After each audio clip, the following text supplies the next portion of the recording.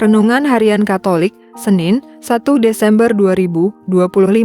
Iman yang tulus. Tuhan, aku tidak layak menerima Tuhan di dalam rumahku, katakan saja sepatah kata, maka hambaku itu akan sembuh.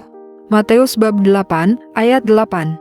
Saudara-saudara, dalam dunia kedokteran, sebelum mengobati pasien biasanya seorang dokter melakukan diagnosa terlebih dahulu agar mempunyai gambaran yang jelas tentang penyakit yang diderita oleh sang pasien. Dengan demikian sang dokter dapat mengobati pasien dengan baik. Kisah Injil hari ini menantang kita untuk merenungkan soal iman dan kerendahan hati. Seorang perwira Romawi mendekati Yesus dan meminta Dia menyembuhkan hambanya yang lumpuh dan sangat menderita. Sebagai perwira, ia adalah seorang yang berkuasa dan berpengaruh. Namun, ia mengakui otoritas dan kekuasaan Yesus. Dia yakin bahwa Yesus mampu menyembuhkan hambanya hanya dengan berkata-kata. Pengakuan akan kekuatan ilahi Yesus adalah bukti dari imannya. Meskipun berada dalam posisi berkuasa, ia dengan rendah hati mengakui otoritas khusus yang dimiliki Yesus. Kerendahan hati adalah unsur amat penting dalam iman, yakni mengakui ketergantungan kita pada belas kasih Allah. Seperti sang perwira, kita dipanggil untuk percaya pada kekuatannya yang dapat menyembuhkan dan mengubah hidup kita. Kita dipanggil untuk menyerahkan diri kepada otoritas Yesus, kepada kehendak dan tuntunannya. Injil hari ini menggambarkan Yesus sebagai seorang tabib atau dokter. Ia menyembuhkan hamba dari seorang perwira. Tetapi, penyembuhan yang dilakukan tidak sama dengan yang dijalankan oleh dokter dewasa ini. Ia menyembuhkan hamba perwira tersebut hanya karena iman dan permohonan yang tulus yang dibuktikan oleh sang perwira di hadapannya. Jawaban perwira yang memohon kepada Yesus supaya hambanya yang sakit disembuhkan merupakan kalimat doa yang senantiasa kita daraskan saat hendak menerima komuni kudus. Tuhan, saya tidak pantas Engkau datang pada saya, tetapi berkatalah sepatah kata saja, maka saya akan sembuh.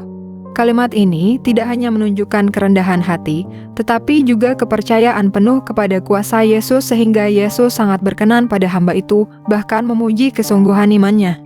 Semoga ungkapan iman dan kerendahan hati yang tampak dalam doa ini menjadi pedoman dalam hidup harian kita, agar kita selalu percaya akan kuasa Allah dan bergantung pada belas kasih-Nya. Kita mengakui bahwa banyak hal dalam diri kita yang perlu disembuhkan.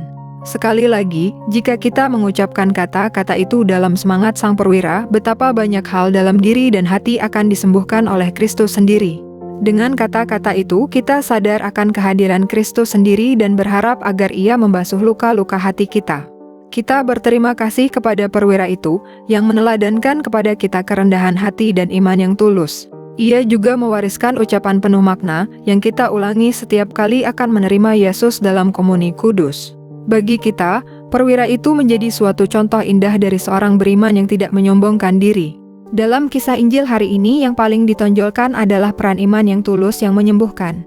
Entah apapun situasi yang dihadapi oleh orang beriman, iman memiliki kekuatan menyembuhkan.